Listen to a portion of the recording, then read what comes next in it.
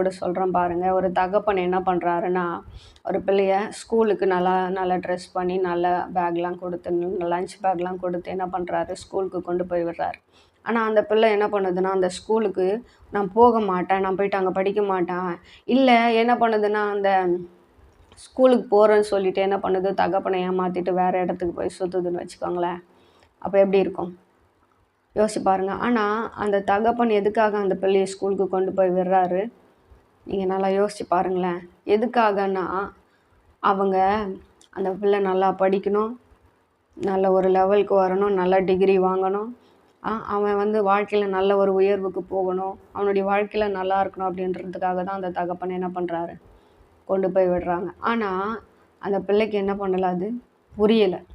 ஆமென். நான் சொல்கிறது உங்களுக்கு புரியுதா? அந்த பிள்ளைக்கு அது புரியலை. புரியாததுனால தான் என்ன பண்ணுதுன்னா, நிறைய நேரத்தில் அந்த பிள்ளை அப்பா புரிஞ்சிக்காமல் ஐயோ ஸ்கூலுக்கு போக மாட்டேன். நீங்கள் பார்த்துருக்குறீங்களா, ஸ்கூலுக்கு போகிற பிள்ளைங்கள்லாம் என்ன பண்ணாது, சரியா அதுங்க போகவே போகாது.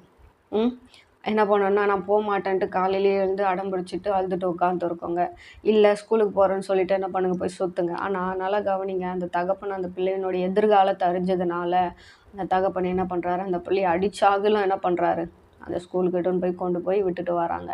நாமளும் கூட இன்றைக்கி அப்படித்தான் நிறைய நேரத்தில் தேவன் நம்மை சிட்சிக்கும் போது, பாவத்தை செய்யாத அப்படின்னு சொல்லும்போது, இந்த காரியத்தில் நீ ஈடுபடாத, இவங்களோடு கூட சேராத, பொல்லாத நண்பர்கள் கூட சேராத, பொல்லாத மனுஷர்களோடு கூட சேராத, பொல்லாத காரியத்தை செய்யாத அப்படின்னு சொல்லும்போது என்ன பண்ணுதுன்னா, நமக்கும் கூட அது ரொம்ப வேதனையாக இருக்குது. அந்த வழியை விட்டு நம்மளால் வர முடியல. ஆனால் நம்முடைய எதிர்காலத்தை அறிந்தவர் நம்முடைய தேவன். அந்த வசனம் சொல்லுது, அவர் நேற்றும் இன்றும் என்றும் மாறாதவர்.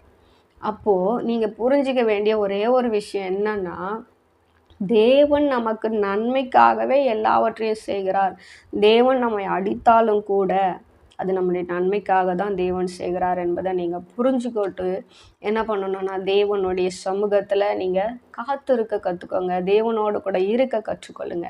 இப்படிப்பட்ட சூழ்நிலையில் நம்ம தேவனை விட்டு பிரிக்கிற காரியம் என்ன என்பதை நம்ம அறிந்து அதை நம்ம விட்டு விலக்குவோமானால் ஆண்டவர் என்ன பண்ணுவார், நம்மோடு கூட இருந்து ஆண்டவர் நம்மை நடத்த வேண்டிய பாதையில் நடத்தி தேவன் நம்மை சேர்க்க வேண்டிய இடத்துல நம்ம என்ன பண்ணுவார், சேர்த்து நம்மை உயர்த்தி அழகு பார்ப்பார். ஆமென். ஆமென். நான் சொல்கிறது உங்களுக்கு